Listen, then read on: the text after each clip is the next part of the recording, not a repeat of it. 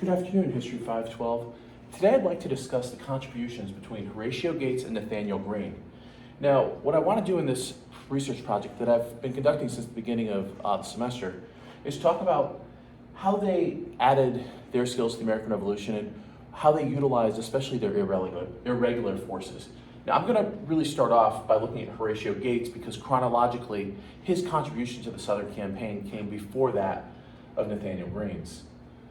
Now, on May 12, 1780, General Lincoln surrendered his forces at Charleston, South Carolina.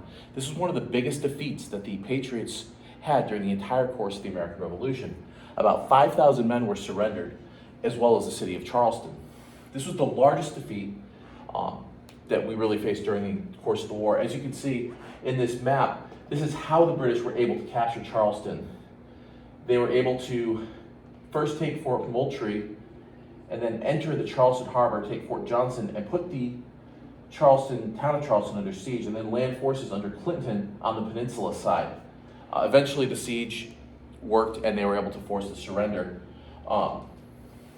This was important because now the British had a deep seawater port that was closer than Savannah that they captured the previous year. Now, General Gates was kind of rushed into command of the Southern Department basically by members of Congress who thought he could pull off a miracle like he had at the Saratoga campaign, where he was probably given credit for some of the work that other generals who had been in command previously had done but were removed because of the loss at Fort Ticonderoga. Now, General Gates kind of rushed down to the south and took command. General George Washington wanted General Greene to assume command, but that wasn't in the cards. Now, General Lee was quoted as saying that his northern laurels will be turned into southern willows. This was kind of prophetic, and as we can see, this is kind of how the Southern campaign unfolded. This is a map of the movements of Gates' force. Now, when General Gates arrived, he immediately renamed his ragtag force that consisted mostly of the Maryland and Delaware Continental Line units, as well as militia forces from North Carolina and Virginia, and he decided to rename his army the Grand Army because apparently General Gates deserved to be in charge of a Grand Army. Now, unlike the Saratoga campaign, General Gates did not have his supply lines and logistics already figured out for him. Instead, he was expected to come up with these and solve these problems on his own. He was given some money by the Continental Congress when he was sent south. Instead of using his militia forces as a screen or to reduce the British ability to collect supplies and guard their supply and endanger those British supply lines, he decided to just keep them with his army for the most part.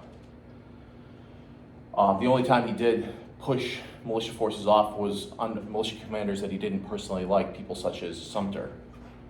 Now, Gates decided to force march his combined force directly at Cornwallis, who was located in Camden.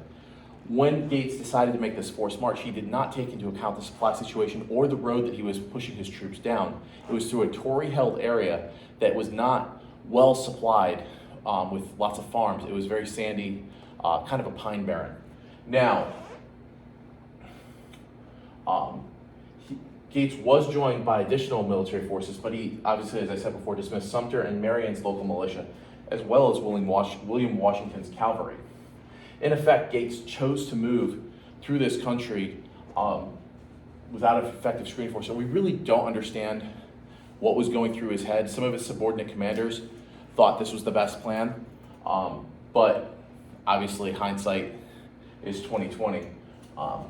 As you can see here on this map, you can kind of see the direction that the different forces were traveling. There's actually a great article, The Mysterious March of Horatio Gates, in the Journal of American Revolution. So, the condition of the Grand Army. The night before the Battle of Camden, Horatio Gates chose to give his men, feed them green corn and some other supplies that were probably not fit for human consumption. Gates did, to his credit, understand the weakness of his militia forces. So his plan was to entrench his force about 4 miles north of Camden. Because he didn't have appropriate screening forces, i.e. Washington's cavalry, Sumter's men, at this point Daniel Morgan was set to join him but had not arrived yet.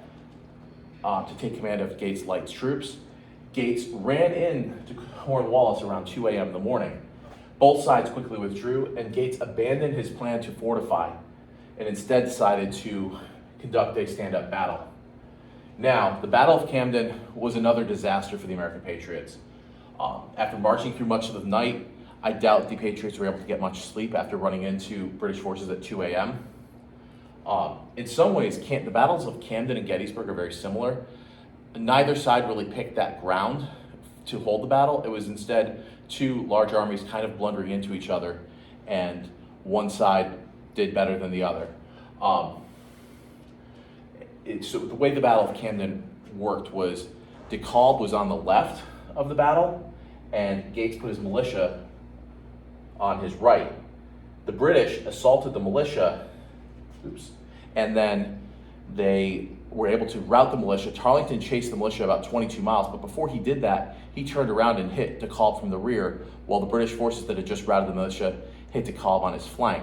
So DeKalb was encircled and died of his wounds, though to Cornwallis's credit, he died after being tended by Cornwallis's personal doctor about 2 days later. Tarleton turned and harried the fleeing militia for 22 miles, and General Gates fled 180 miles over the course of, I believe, 2 days to Hillsborough. I like to call this Mr. Gates' wild ride. The British claimed to have captured about 1,000 soldiers, most of them Continentals. This was a devastating loss because trained Continentals were at a premium in the American Army, and losing a unit of them, 2 units of them like this, was an absolutely devastating blow.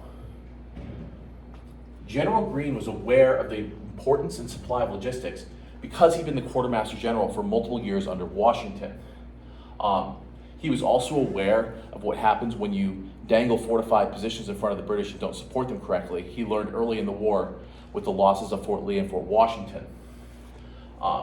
He also knew that he could not face Cornwallis directly in a stand-up fight. It had to be a guerrilla partisan warfare, kind of a war to the knife situation, which is something General Greene personally hated but knew was necessary to win. The victory at Kings Mountain, all the way over here, occurred before General Morgan was actually able to, before General Greene was able to get down south and take command. He actually spent a little bit of time working his way through Virginia, setting up supply lines and setting up people willing to supply his force.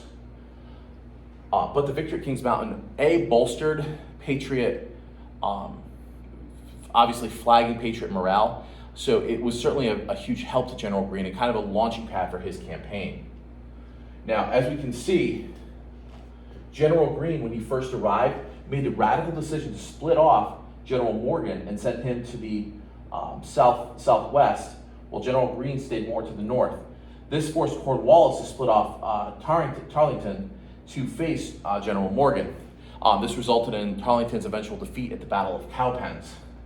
Now, General Greene never actually won a technical, straight-up battle this entire campaign. He almost always ended up retreating and leaving the field to the British. But does this mean he really lost these battles? Every single battle that General Greene fought was well designed to reduce the projectable power of the British Army. So as I said before, on his way south, General Greene made sure to meet with members of Congress and rebuild relationships to help keep his army supplied. After studying the infrastructure of the Carolinas, General Greene actually sent surveyors out to look at the major rivers and roads. He used this data in great effect later on. And he took command of this shattered army, but immediately was able to supply and logistics to it, kind of rebuilding morale. Now, as I said before, General Greene divided his forces and sent smaller forces under Morgan to the southwest into the South Carolina frontier. They defeated Tarleton at the Battle of Cowpens. He chose to divide his force because Greene knew he could not face a direct confrontation with Cornwallis. Rather, he needed to limit the ability of the British to project power into the back country. General Greene was very aware of the importance of maintaining unity among the colonists. He was very aware of the danger of loyalists and Tories, and he knew that he had to reduce their ability to project power. Now, in my opinion, the greatest strategic move that General Greene did can be seen in this photo. This is when he was able to get Cornwallis to burn a bunch of Cornwallis' own supplies and chase him across to the Dan River. This pulled General Cornwallis way into the backcountry and away from his base of supplies, and also wore out his regular troops. Now, after chasing Greene and suffering unsustainable casualties at the Battle of Guilford Courthouse, which the British would say was a victory, but really wasn't, because they took more casualties than the Americans did. They may have held the field, but they didn't actually win anything. General Cornwallis had the bright idea. He was really tired of General Greene just kind of playing with him, so he decided to make an assault on the state of Virginia, where he was convinced General Greene's supplies were coming from.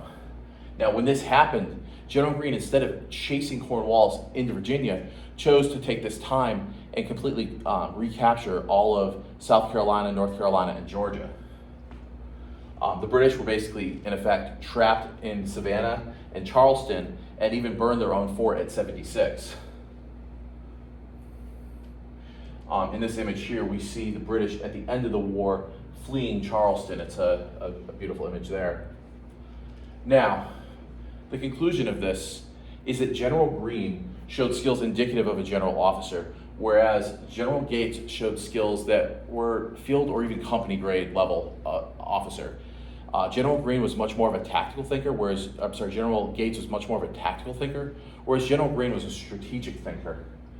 General Gates treated the Southern campaign like he had learned to do in the Saratoga campaign. He kind of came in and expected to run a battle, and that would be it. Whereas General Gates set up supply, he set up logistics, he set up everything he needed to do to actually win, and he allowed his militia to be used effectively in the best way possible. Rather than throwing them or expecting them to resist the charge of British regulars, he expected them to run after a few shots, and especially battles like Guilford Courthouse and before him, as Daniel Morgan did at Cowpens, they took the militia's distinguishing features, shall we say, of running in the face of British bayonet charges and used them effectively. The Southern Department had obviously suffered two massive defeats between Charleston and Camden, and Greene was able to reset supply lines and actually supply the Southern Army, versus Gates was overconfident, as I said before, thought he could kind of just run in and win a pitched battle with Cornwallis and retake Charlestown in one fell swoop. General Greene learned lessons from his experience of losing Fort Lee and later as Quartermaster General. These experiences shaped General Greene and actually turned him into a general, in my opinion. This was his command staff college, was working all those years for George Washington through the 1770s into the early 1780s.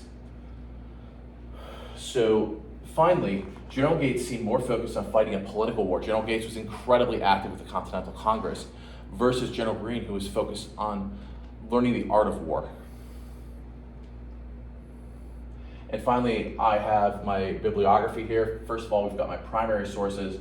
I found a lot of really great primary sources. The only sources I couldn't really access were some of General Gates' archive, which is held in the New York Historical Society, and it is unfortunately not digitalized as of this point. And then, of course, I have lots and lots of secondary sources, which are absolutely fantastic. Thank you so much for taking the time to watch this presentation, and have a great day.